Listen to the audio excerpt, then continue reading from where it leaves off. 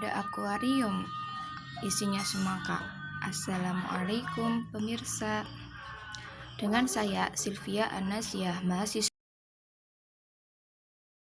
semester 7 Sekolah Tinggi Agama Islam Brebes, cabang pembelajaran Bumiayu. Pada kesempatan yang berbahagia ini, saya akan mempresentasikan sebuah makalah yang berjudul Pemikiran Profesor Dr. Haji Abdul Mukti Ali untuk memenuhi tugas individu mata kuliah Pemikiran Modern dalam Islam yang diampu oleh Bapak Husnuddin MPD. Siapa sih Profesor Dr. Haji Abdul Mukti Ali itu? Profesor Dr. Haji Abdul Mukti Ali merupakan mantan Menteri Agama Republik Indonesia pada Kabinet Pembangunan 1 dan 2. Beliau lahir di Cepu pada tanggal 23 Agustus 1923 dan meninggal di Yogyakarta pada tanggal 5 Mei 2004. Ayahnya bernama Idris, ibunya bernama Mutiah. Beliau merupakan anak kelima dari 7 bersaudara. Profesor Dr. Haji Abdul Mukti Ali merupakan nama pemberian dari Kiai Haji Abdul Hamid saat menjadi gurunya. Adapun pada masa kecil nama beliau yaitu Sujono dan ada sumber lain menyatakan Pujono. Pendidikan Profesor Dr. Haji Abdul Mukti Ali yaitu di HIS dan Madrasah Diniyah di Cepu. Terus yang kedua ke Pondok Pesantren Kiai Haji Dimyati. Yang ketiga Pondok Pesantren Kiai Haji Maksum. Yang keempat ke Sekolah Tinggi Islam di Yogyakarta. Yang kelima Universitas Karachi di Pakistan. Yang keenam Universitas McGill di Kanada. Pemikiran Profesor Dr. Haji Abdul Mukti Ali mengatakan bahwa Islam itu harus dipahami secara bulat. Bagaimana sih? Yaitu dengan diajarkannya Al-Quran dan sejarah Islam secara komprehensif. Profesor Dr. Haji Abdul Mukti Ali juga menekankan pendidikan moral. Menurut beliau, syarat seorang cendekiawan yaitu harus memiliki kecakapan untuk melahirkan pikiran-pikiran tentang moral dalam kata-kata, baik lisan maupun tulisan. Sedangkan golongan praksis lebih dituntut dapat menerapkan praktek moral dalam kehidupan sehari-hari. Bentuk pemikiran keagamaan Profesor Dr. Haji Abdul Mukti Ali terbangun atas 3 etos, yaitu etos keilmuan, kemanusiaan, dan kebangsaan. Etos keilmuan Mukti Ali, Scientific Doctriner, memperkenalkan pemahaman agama secara multidimensi, sehingga pemahaman terhadap agama menjadi utuh, bersesuaian dengan tradisi yang hidup di masyarakat, universal, dan dalam batas-batas tertentu. Pesan-pesan agama pun akan mengalami perubahan karena menyesuaikan lingkungan yang terus berubah. Demikian juga pendekatan agama akan mengalami persesuaian agar tercipta sikap yang terbuka, saling menghormati, dan toleransi yang tinggi, baik antar sesama agama maupun antar umat beda agama. Etos kemanusiaan Mukti Ali. Mukti Ali memposisikan peran agama dalam mendorong pembangunan bangsa dan negara. Konsep Mukti Ali tentang pembangunan manusia seutuhnya menjadi tumpuan yang mengawal proses pembangunan di Indonesia sejak masa Orde Baru.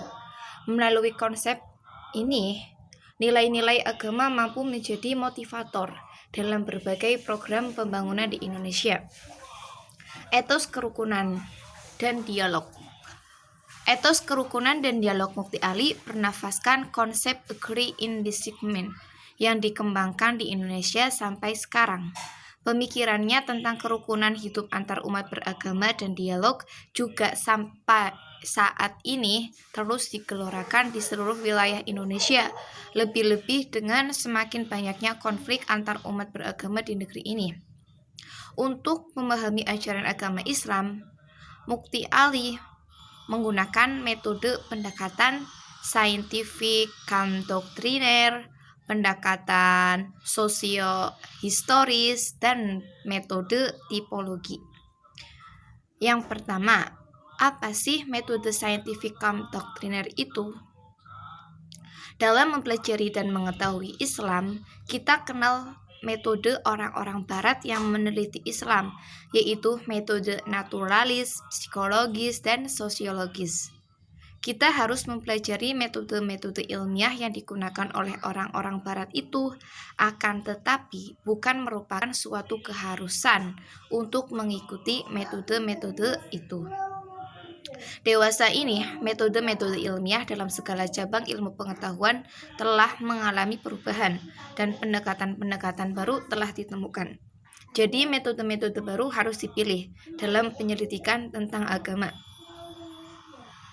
Islam juga suatu agama yang membentuk masyarakat dan peradaban. Untuk mempelajari dimensi ini, maka metode sejarah dan sosiologi harus dipergunakan. Selain itu, karena Islam adalah suatu agama, maka metode-metode tersebut harus ditambah dengan doktriner.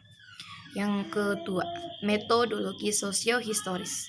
Pendekatan sosiohistoris dimaksudkan suatu metode pemahaman terhadap suatu kepercayaan, ajaran, atau kejadian dengan melihatnya sebagai suatu kenyataan yang mempunyai kesatuan mutlak dengan waktu, tempat, kebudayaan, golongan, dan lingkungan di mana kepercayaan, ajaran, dan kejadian itu muncul. Dalam Islam, sebenarnya metode ini sudah ada dalam Asbabun Nuzul dan Asbabul Wurud untuk memahami Al-Quran dan hadis.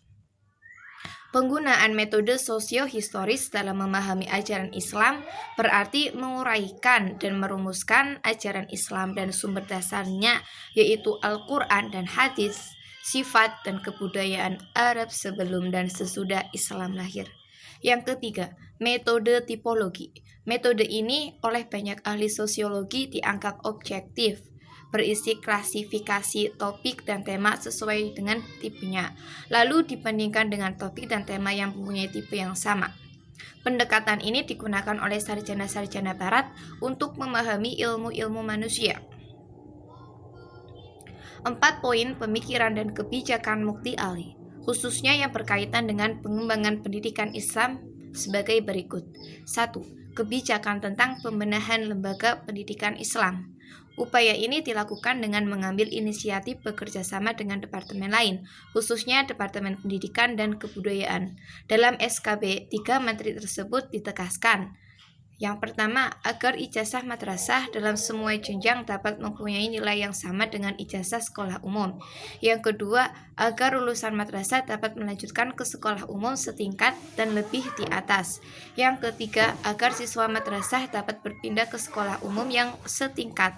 Maka kurikulum yang diselenggarakan madrasah harus terdiri dari 70% pelajaran umum dan 30% pelajaran agama.